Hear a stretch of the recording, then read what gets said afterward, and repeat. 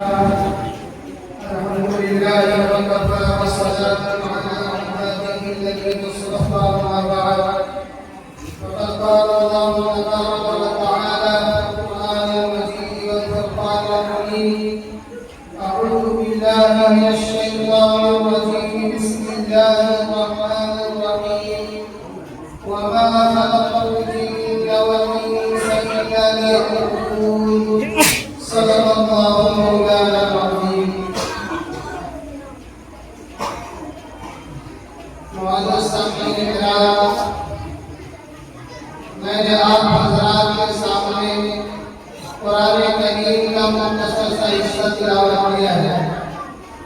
اس آیت کریمہ میں اللہ تبارک و تعالی نے انسان کی زندگی کا مقصد بیان کیا ہے۔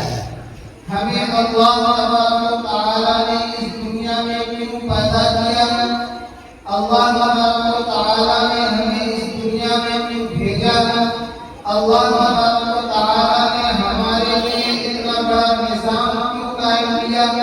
یہ زمین، آسمان، چاند، سورج، ستارے، شجر و حجر، بحر و بر، یہ تمام چیزیں اللہ تبارک و تعالی نے کیوں بنایا، کیوں قائم کیا، اس کا مقصد اللہ تبارک و تعالی نے اس آیت کریمہ میں بیان کیا۔ اللہ تبارک و تعالی ارشاد فرماتے ہیں وَمَا خَلَقْتُ الْجِنَّ وَالْإِنسَ إِلَّا لِيَعْبُدُونَ، کہ میں نے انسانوں اور جناتوں کو اپنی عبادت کے لیے پیدا کیا۔ ہمیں اس دنیا میں پیدا کرنے کا مقصد، ہمیں اس دنیا میں بھیجنے کا مقصد اللہ تبارک و تعالی کی اطاعت اور اس کی فرما برداری۔ ہم ہر حال میں اللہ کے رسول صلی اللہ علیہ وسلم کے طریقوں فرما بردار ہیں۔ اچھی حالت ہو، بری حالت ہو، خوشی کی حالت ہو، غم کی حالت ہو، ہر موقع پر ہمیں اللہ کے رسول صلی اللہ علیہ وسلم کا طریقہ سامنے رکھ کر زندگی گزارنا ہے۔ اسی میں ہمارے لیے کامیابی ہے اور یہی ہماری زندگی کا مقصد ہے۔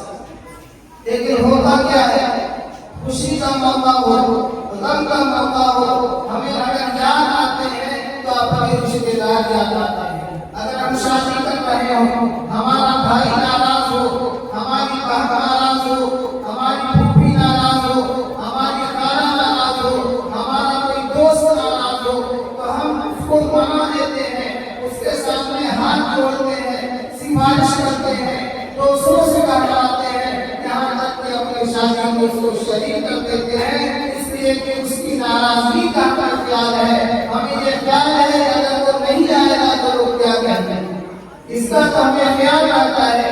اگر ہمیں خیال نہیں آتا تو اللہ تبارک و تعالی کے احکام کا اور اللہ کے رسول صلی اللہ علیہ وسلم کے طریقے کا ہمیں خیال نہیں آتا۔ کیا افسوس کی بات نہیں ہے، حضور پاک صلی اللہ علیہ وسلم نے ہمارے لیے یہ بات کی، اللہ کے رسول صلی اللہ علیہ وسلم نے ہمارے لیے سب بتایا، اللہ کے رسول صلی اللہ علیہ وسلم نے ہمارے لیے نجات کتنی قربانیاں دی، اور ہمیں اگر خیال نہیں آتا تو اللہ کے رسول صلی اللہ علیہ وسلم کے طریقے کا خیال نہیں آتا، اور آپ علیہ السلام کے سنت کا خیال نہیں آتا۔ کیا یہ محبت کی کمی نہیں ہے؟ یقیناً کمی ہے۔ ہم محبت کا دعویٰ وہ کرتے ہیں، لیکن جب عمل کی بات آتی ہے تو ہم پیچھے ہٹ جاتے ہیں۔ بالکل سیدھی سی بات ہے، ایک بیٹا اپنے باپ سے بار بار کہتے ہیں والد محترم میں آپ سے بہت محبت کرتا ہوں، آپ کو بہت چاہتا ہوں، آپ کو بہت مانتا ہوں، لیکن وہی والد اپنے بیٹے سے کہے بیٹا یہ کام کر دو، بازار چلے جاؤ، بہن کے گھر چلے جاؤ، خالہ کے گھر چلے جاؤ، وہ ماننے کے لیے تیار نہیں، اس کو فرما بردار کریں گے، وہ فرما بردار نہیں ہے، وہ زبان سے اپنی محبت جتا رہا ہے، زبان سے اپنی محبت ظاہر کر رہا ہے، وہ حقیقت محبت کرنے والا نہیں ہے۔ تو ہم اللہ کے رسول صلی اللہ علیہ وسلم سے محبت کرتے ہیں، یقیناً محبت کرتے ہیں، لیکن ہماری محبت کامل اس وقت ہوگی جب ہم ہر موقع پر اللہ کے رسول صلی اللہ علیہ وسلم کے بتائے ہوئے طریقے کا خیال کریں۔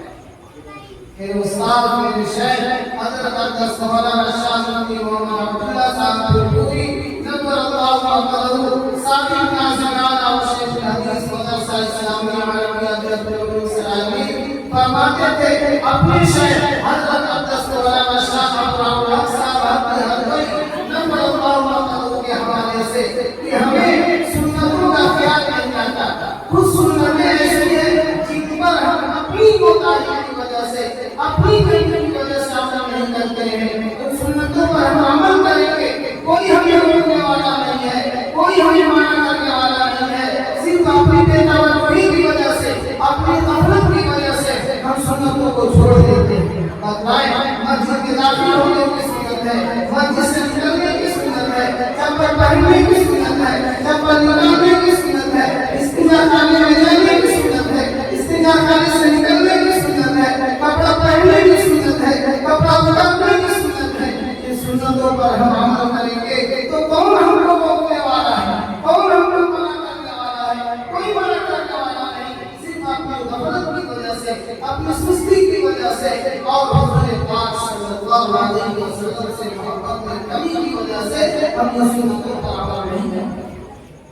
شادیاں کا مقام آپ سنت کے مطابق شادی کریں گے. ہو سکتا ہے آپ کے والد صاحب کھڑے ہو جائے, آپ کے والدہ کھڑی ہو جائے, آپ کے دادا کھڑے ہو جائے, آپ کی دادی کھڑی ہو جائے, آپ کے نانا کھڑے ہو جائے, آپ کی نانی کھڑی ہو جائے اور یہ کہیں کہ ہمارے آباء و اجداد نے اور ہمارے پرکھوں نے اس طرح شادی کیا ہے, اس لیے شادی اسی طرح ہوگی, سنت کے مطابق نہیں ہوگی. اس میں تو ٹکراؤ ہو سکتا ہے, لیکن اس سنتوں پر ہم عمل کریں گے تو کوئی ہمیں روکنے والا نہیں ہے. صرف اپنی غفلت کی وجہ سے, اپنی سستی کی وجہ سے اس سنتوں پر ہم عمل نہیں کرتے. ہماری زندگی کا مقصد اللہ تبارک و تعالیٰ کی اطاعت اور فرمانبرداری ہے.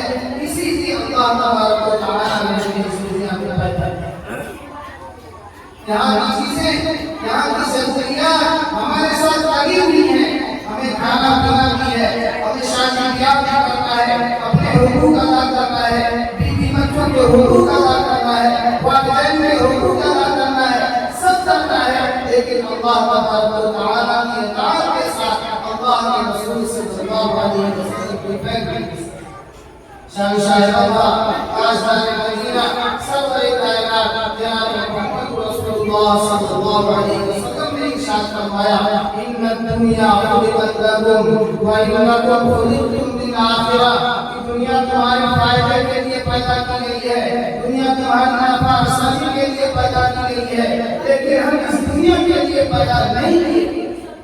ہم دنیا استعمال کرتے ہیں, ہماری ضرورت ہے, لیکن ہم اس دنیا کے لیے نہیں پیدا کیے گئے ہیں. ہم اللہ تبارک و تعالیٰ کی اطاعت اور اس کی فرمانبرداری کے لیے پیدا ہیں. ایک مثال دی جاتی ہے, بہت واضح مثال ہے کہ ایک شخص گھوڑا خرید کر کے لائے اور گھوڑے کے لیے جتنی چیزوں کی ضرورت ہوتی ہے ان تمام چیزوں کا انتظام کرتے, گھوڑے کے رہنے کی جگہ کا انتظام کرتے, گھوڑے کے کھلانے کا انتظام کرتے, اس کے لیے قابل رکھتے اور جتنی بھی ضرورتیں گھوڑے کے لیے ہوتی ہیں ان تمام چیزوں کا انتظام کرتے. لیکن یہ سارے انتظامات کس لیے ہو رہے ہیں؟ صرف اس لیے کہ مالک جب اس گھوڑے کو استعمال کرے, اس گھوڑے کی سواری کرے تو یہ گھوڑا فرمانبرداری کرتے ہوئے مالک کو منزل تک پہنچاتا. لیکن وہی گھوڑا جس کے لیے مالک نے اتنا انتظام کیا, اتنا پیسہ خرچ کیا, جب مالک اس پر سوار ہو گھوڑا سرکشی کرنے لگے اور گھوڑا اپنے اوپر سے مالک کو اٹھا کر نیچے پھینک دے, تو آپ بتائیں اپنے دل پر ہاتھ رکھ کر سوچیں وہ مالک کیا کہے گا کہ یہ گھوڑا رکھنے کے لائق نہیں ہے, اس گھوڑے کو بیچ دے گا. اور جب گھوڑا بیچ دے گا تو پھر نہ تعلیم کی ضرورت ہے, نہ گھوڑے کے کھانے کی ضرورت ہے, نہ گھوڑا جہاں کھانا کھاتا ہے جگہ کی ضرورت ہے. بالکل اسی طرح اللہ تبارک و تعالیٰ نے ہمیں اس دنیا میں پیدا کیا, زمین کو ہمارے لیے فرش بنایا اور آسمان کو اللہ تبارک و تعالیٰ نے ہمارے لیے چھت بنایا. ہماری ضرورت کی جتنی چیزیں تھیں تمام چیزوں کا انتظام کیا. زمین, آسمان, چاند, سورج, ستارے, شجر و حجر, بحر و بر, تمام چیزوں کا اللہ تبارک و تعالیٰ نے ہمارے لیے انتظام کیا ہے. اور ہم کس لیے ہیں؟ اللہ تبارک و تعالیٰ کی اطاعت اور اس کی فرمانبرداری. اگر ہوا چلنا رک جائے ہماری زندگی ختم ہو جائے گی, زمین ہل جائے ہماری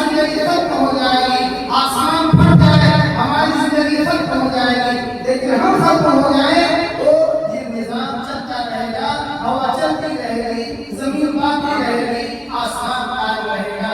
اس سے پتہ چلتا ہے ہم ان چیزوں میں سے کسی کام کی نہیں ہے اور یہ ساری چیزیں ہمارے کام کی ہے، تو پھر اللہ تبارک و تعالیٰ نے اتنا بڑا نظام ہمارے لیے کیوں قائم کیا ہے؟ بالکل صاف اور واضح ہے۔ اللہ تبارک و تعالیٰ نے ارشاد فرمایا وَمَا خَلَقْتُ الْجِنَّ وَالْإِنسَ إِلَّا لِيَعْبُدُونِ، کہ میں نے انسانوں اور جناتوں کو اپنی عبادت کے لیے پیدا کیا۔